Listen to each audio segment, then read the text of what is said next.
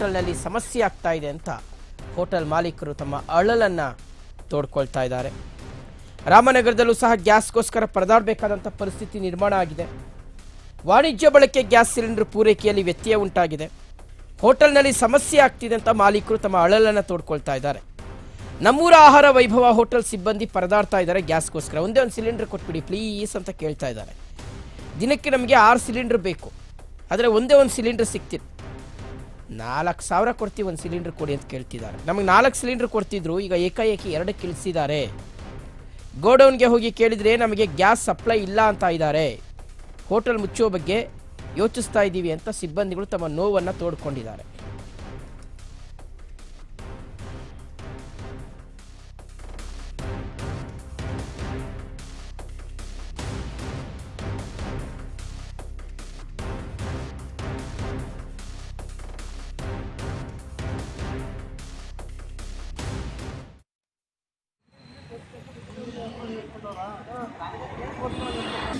ವಿದ್ಯುತ್ ಎಫೆಕ್ಟ್ ಮೊದಲಿರ್ಲಿಲ್ಲ. ಈಗ ಒಂದು 4-5 ದಿವಸದಿಂದ ನಮಗೆ ಅನಿಲದ ಕೊರತೆ ಆಗುತ್ತೆ ಅಂತ ಡಿಸ್ಟ್ರಿಬ್ಯೂಟರ್ ಹೇಳಿದ್ರು. ಆಯ್ತು ಅಂತ ಅಂದ್ಬಿಟ್ಟು ಏನು ಇದು ಆಗುತ್ತೆ, ಹಾಗೆ ಸಮಯ ಇರುತ್ತಲ್ಲ, ಇದೇನೋ ಮಾಮೂಲಿ ಕಂಟಿನ್ಯೂ ಇರಲ್ಲ, ನಮ್ಮ ಇಂಡಿಯಾಗಲ್ವ ಬರ್ತಾ ಇರುತ್ತೆ ಅಂತ ಅಂದ್ಕೊಂಡಿದ್ದು. ಅದು ಈಗ ನಮ್ಮ ಡಿಸ್ಟ್ರಿಬ್ಯೂಟರ್ ಹೇಳ್ತಾರೆ ಯುದ್ಧ ನಡೀತಾ ಇರೋದ್ರಿಂದ ಅನಿಲ ಸರಬರಾಜು ಕಮ್ಮಿ ಆಗಿದೆ, ಹಾಗಾಗಿ ನಿಮಗೆ 4 ಸಿಲಿಂಡರ್ ಕೊಡ್ತಾ ಇದೆ, 2 ಕೊಡ್ತೀವಿ ಅಂದರು. ಈಗ 2 ಕೊಡ್ತಾ ಇದ್ದಾರೆ, ಈಗ 1 ಕೊಡ್ತಿದೀವಿ ಅಂತ ಇದ್ದಾರೆ.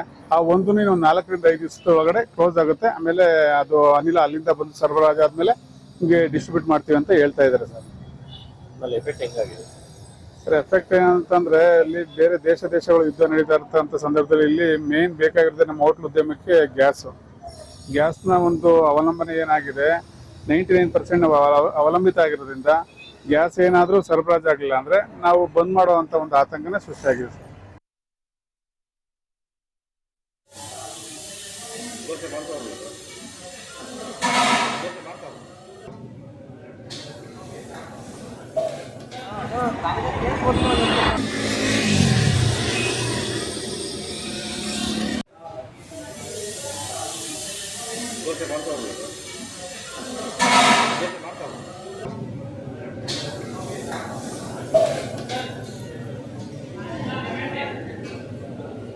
ಕೊಡ್ತಾರೆ ನಮ್ಮ ಪ್ರತಿನಿಧಿ ಅಭಿಷೇಕ್. ಈಗ ದೂರವಾಣಿ ಸಂಪರ್ಕದಲ್ಲಿ ಜಾಯ್ನ್ ಆಗ್ತಾ ಇದ್ದಾರೆ. ಅಭಿಷೇಕ್, ರಾಮನಗರದಲ್ಲಿ ಯಾವ ರೀತಿಯಾದಂಥ ಪರಿಸ್ಥಿತಿ ಇದೆ?